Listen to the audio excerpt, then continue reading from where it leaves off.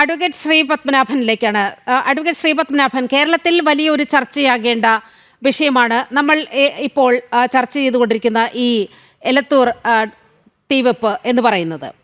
ഒപ്പം തന്നെ കേരളത്തിൽ ഇങ്ങനെ നുരഞ്ഞു പൊന്തുന്ന തീവ്രവാദ ആശയങ്ങൾ ഏറ്റവും ഒടുവിൽ അത് എത്തി നിൽക്കുന്നത് സ്റ്റുഡിയോ വിവാദത്തിലാണ്. ഈ സ്റ്റുഡിയോ വിവാദവും ജനം TV തന്നെയാണ് ജനങ്ങളുടെ പ്രേക്ഷകരുടെ മുന്നിലേക്ക് കൊണ്ടുവന്നത്. അല്ലെങ്കിൽ SIOയുടെ ആ സ്റ്റുഡിയോയിലേക്ക് നടത്തിയ മാർച്ച് എവിടെയെങ്കിലും ഒതുക്കി നിൽക്കപ്പെടുമായിരുന്നു. പക്ഷേ ജനം TVയാണ് ഈ വാർത്തയും പൊതുജന സമക്ഷത്തിലേക്ക് കൊണ്ടുവന്നതും അത് വലിയ ചർച്ചയായി മാറുന്നൊരു സാഹചര്യവും ഉണ്ടായത്. ഇപ്പോഴും SIOയുടെ ഒരു പ്രതികരണമായി വരുന്നത് അവർ ഈ സ്റ്റുഡിയോയുടെ ബഹിഷ്കരണം തുടരുമെന്നതാണ്. വളരെ കൃത്യമായി ആഗോള തീവ്രവാദ ആശയങ്ങൾ ഈ കേരളത്തിൻ്റെ മണ്ണിൽ വേരുറപ്പിക്കുകയാണ്. അത് പക്ഷേ ഇവിടുത്തെ രാഷ്ട്രീയ കക്ഷികൾ, ഇവിടുത്തെ ഇടത് വലത് മുന്നണികൾ ഒരു തരത്തിലും അംഗീകരിക്കുന്ന കാര്യമല്ല. നമ്മൾ ഈ ഗാസയിലെ ഈ ഹമാസിൻ്റെ നേതാക്കളുടെയൊക്കെ ചിത്രം വെച്ചുകൊണ്ട് ആനപ്പുറത്ത് എഴുന്നള്ളിക്കുന്ന ദൃശ്യങ്ങളൊക്കെ നമ്മൾ കേരളം ചർച്ച ചെയ്തതാണ്. അതും ജനം TV കൊണ്ടുവന്നതാണ്. വളരെ കൃത്യമായി മറ്റു മാധ്യമങ്ങൾ തമസ്കരിക്കുന്ന, കുഴിച്ചു മൂടാൻ ശ്രമിക്കുന്ന സത്യങ്ങളെയാണ് ജനം TV ഇപ്പോൾ ജനങ്ങൾക്ക് മുൻപാകെ കൊണ്ടുവന്നിരിക്കുന്നത്. ഏറ്റവും ഒടുവിലത് സ്റ്റുഡിയോ വിവാദത്തിലെത്തിയിരിക്കുകയാണ്. സ്റ്റുഡിയോയിൽ ഇനി എന്താണ് സംഭവിക്കാൻ പോകുന്നത്?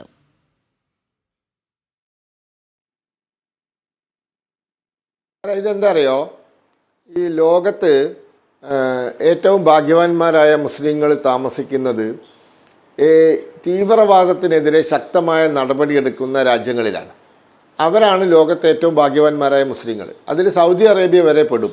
കാരണം ഞാൻ സൗദി അറേബ്യയിൽ ജോലി ചെയ്യുന്ന എൻ്റെ സുഹൃത്തുക്കൾ പറഞ്ഞത്, സൗദി അറേബ്യ ലോകത്ത് പല ഭാഗത്തുള്ള തീവ്രവാദ സംഘടനകൾക്കൊക്കെ ചിലപ്പോൾ സാമ്പത്തിക സഹായമൊക്കെ ചെയ്യുന്നുണ്ടാവും. പക്ഷേ സൗദി അറേബ്യയിൽ ഒരുവൻ തീവ്രവാദ പ്രവർത്തനം നടത്തിയാൽ അവൻ ഡിസപ്പിയർ ആവും, അവൻ അപ്രത്യക്ഷനാവും.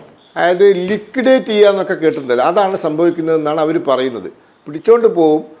അവർ പറയുന്നത് മരുഭൂമിയിൽ എവിടെയും കൊണ്ടുപോയി കൊന്നു കുഴിച്ചിടും എന്നാണ്. അവിടെ ഒരു തരത്തിലുള്ള തീവ്രവാദ പ്രവർത്തനവും സൗദി പോലത്തെ രാജ്യങ്ങൾ സമ്മതിക്കില്ല.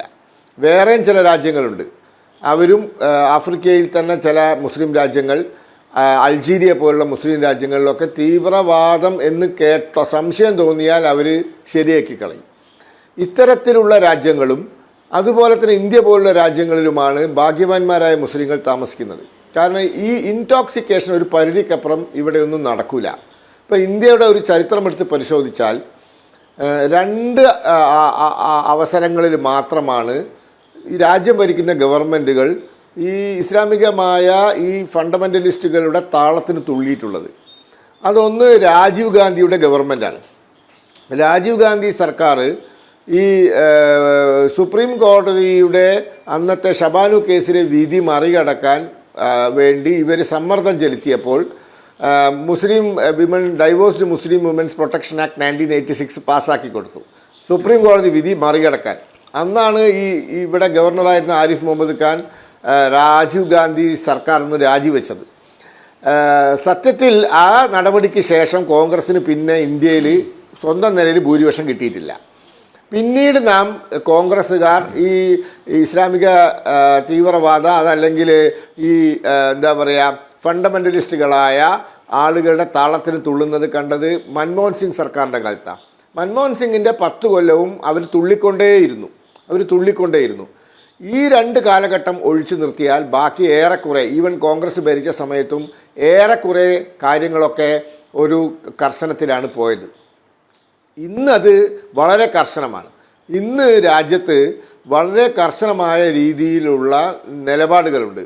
അതുകൊണ്ട് ഇവർക്കൊന്നും ഒരു പരിധിക്കപ്പുറം ഒരു എന്താ പറയുക ഫത്വ ഇറക്കാനോ, ഓർമ്മയുണ്ടോ പണ്ട് ഫത്വ ഇറക്കിയിരുന്നു ഒരു വിദ്വാൻ, എന്താ സൽമാൻ റഷ്ദീനെ കൊല്ലണം എന്നൊക്കെ പറഞ്ഞിട്ട്, അതിവിടെ ആഘോഷിച്ചിരുന്നു പലരും. ഇന്ന് അങ്ങനെ ഒരുവൻ ലോകത്താരും അങ്ങനെ വിവരക്കേടൊന്നും കാണിക്കുന്നില്ല. ഇനി അഥവാ കാണിച്ചാലും അത് ഏറ്റുപിടിക്കാൻ ഇന്ത്യയിൽ ആരെയും കിട്ടൂല. കാരണം പോലീസ് അല്ലെ NIA തെരഞ്ഞ് വീട്ടിൽ വരും എന്നുള്ള നല്ല ഉറച്ച വിശ്വാസം അവർക്കുണ്ട്. അപ്പോൾ ഇന്ത്യയിൽ ഇന്ന് കുറേ ഒക്കെ വ്യത്യാസമുണ്ട്. ഇപ്പം നമുക്ക് മൻമോഹൻ സിംഗ് സർക്കാരിൻ്റെ കാലം ഓർമ്മയുണ്ട്. ഹൂറിയത്ത് നേതാക്കന്മാരെ ചുമലിലേറ്റി നടക്കലായിരുന്നു ഇവർക്ക് പണി. ഹൂറിയത്ത് നേതാക്കന്മാരെ മോഡി വന്നപ്പോൾ പോയി പണി നോക്കാൻ പറഞ്ഞു. പണ്ട് വാജ്പേയി ഭരിച്ചപ്പോൾ അഡ്വാനിജി ഈ ഹൂറിയത്തുകാരോടൊക്കെ പണി നോക്കാൻ പറഞ്ഞു. അപ്പോൾ ഇന്ന് അതൊന്നും നടക്കൂല. ഇന്ന് കാശ്മീരിൽ അവന്മാരോടൊക്കെ പോകാൻ പറഞ്ഞു. ഇന്ന് കാശ്മീരിൽ അവിടെ തെരഞ്ഞെടുപ്പ് നടത്തി, 55% പോളിംഗ് നടത്തി, അവിടെ വികസനം വന്നു, 2,30,00,000 ആളുകൾ കഴിഞ്ഞ തവണ ടൂറിസ്റ്റുകൾ പോയി. പക്ഷേ തീവ്രവാദി ആക്രമണം അത് തകർക്കാൻ വേണ്ടിയാണ് നടത്തിയത്. അത് നടത്തിയപ്പോൾ പാകിസ്ഥാന് കനത്ത തിരിച്ചടി ഉണ്ടായപ്പോൾ തിരങ്ക യാത്ര, ഏറ്റവും കൂടുതൽ ആളുകൾ പങ്കെടുത്ത തിരങ്ക യാത്ര നടന്നത് കാശ്മീരിലാണ്. കാശ്മീരിലെ ജനങ്ങൾ മാറിപ്പോയി. അപ്പോൾ ഇതൊക്കെ എന്താ അറിയോ, ഈ തീവ്രവാദത്തിനെതിരെ അതിശക്തമായ നിലപാടെടുക്കണം. ഇസ്ലാമിക തീവ്രവാദം ഒരു വിട്ടുവീഴ്ചയും പാടില്ല. ഇതെടുക്കാനുള്ള മടിയാണ് ഇവിടെ ഇപ്പോൾ നിങ്ങൾ നേരത്തെ പറഞ്ഞല്ലോ, ഷഹീൻബാഗിൽ നിന്ന് വന്നവനാണ് ഈ വിദ്വാൻ. ഇതിവിടെ ഒളിച്ചു വെച്ചു. ഈ ഷഹീൻബാഗ് സത്യത്തിൽ എന്താ അറിയോ, ഒരു നഴ്സറി, തീവ്രവാദത്തെ സൃഷ്ടിച്ചൊരു നഴ്സറി ആയിരുന്നു ഷഹീൻബാഗ്. ഇന്ത്യ രാജ്യത്തെ പാർലമെൻറ്റ് പാസ്സാക്കിയ CAA നിയമം മുസ്ലിങ്ങളുടെ പൗരത്വം ഇല്ലാണ്ടാക്കും എന്ന് പറഞ്ഞിട്ട്, അത് സത്യത്തിൽ 3 ഇസ്ലാമിക രാജ്യങ്ങളിൽ നിന്നും മതപരമായ പീഡനം കാരണം ഇന്ത്യയിലേക്ക് വന്ന 6 മതവിഭാഗത്തിൽപ്പെട്ട ആളുകൾക്ക് ഇന്ത്യൻ പൗരത്വം കൊടുക്കുന്ന ഒരു നിയമമാണ്. അതിൽ മുസ്ലിങ്ങളുടെ പൗരത്വമായിട്ട് ഒരു ബന്ധവുമില്ല. അപ്പോൾ പാകിസ്ഥാനിലെയും അഫ്ഗാനിസ്ഥാനിലെയും ബംഗ്ലാദേശ് എന്ന ഇസ്ലാമിക രാജ്യങ്ങളിൽ മുസ്ലിങ്ങൾക്ക് എന്ത് ബുദ്ധിമുട്ട്?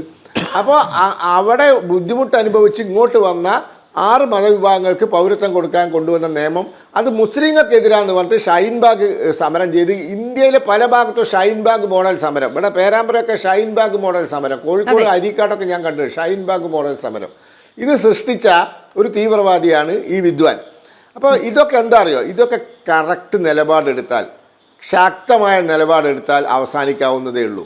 അതെടുക്കാനുള്ള തൻ്റെ ഇടം ഈ 4 വോട്ടിന് വേണ്ടി പിന്നാലെ ഓടി നടക്കുന്ന ഈ കമ്മ്യൂണിസ്റ്റുകാർക്കും കോൺഗ്രസ്സുകാർക്കും ഇല്ല. അതിനൊരു കാരണം എന്താണെന്ന് വെച്ച് കഴിഞ്ഞാൽ 2 പേരും അവർ വല്ലാത്ത അവസ്ഥയിലാണ്. കോൺഗ്രസിൻ്റെ അവസ്ഥ നമുക്കറിയാലോ, കമ്മ്യൂണിസ്റ്റ് പാർട്ടീൻ്റെ അവസ്ഥയും നമുക്കറിയാം. കമ്മ്യൂണിസ്റ്റുകാർക്ക് ഇനി കേരളം മാത്രമേ ഉള്ളൂ, അതുകൂടി പോയാൽ പിന്നെ കാശിക്ക് പോകാം. കോൺഗ്രസ്സുകാരുടെ അവസ്ഥ ഏതാണ്ട് അങ്ങനെയാണ്, 3ാം തവണയും ഭരണം പോയിരിക്കുകയാണ്. അപ്പോൾ ഏത് തീവ്രവാദിയുടെ വോട്ടിനു വേണ്ടി അവർ ഓടി നടക്കും. അപ്പോൾ ഇതാണ് കുഴപ്പം. ഇവരിങ്ങനെ കുറച്ച് ആൾക്കാർ ഈ നിലപാടെടുക്കുന്നത് കൊണ്ടാണ് ഇവരൊക്കെ ഇപ്പോഴും പല സ്ഥലത്തും ജീവൻ ഇങ്ങനെ ഇപ്പോൾ ഈ ബഹിഷ്കരണ ആഹ്വാനമൊക്കെ നടത്താനുള്ള ധൈര്യം വെക്കുന്നത് എന്നുള്ളതാണ് യാഥാർത്ഥ്യം.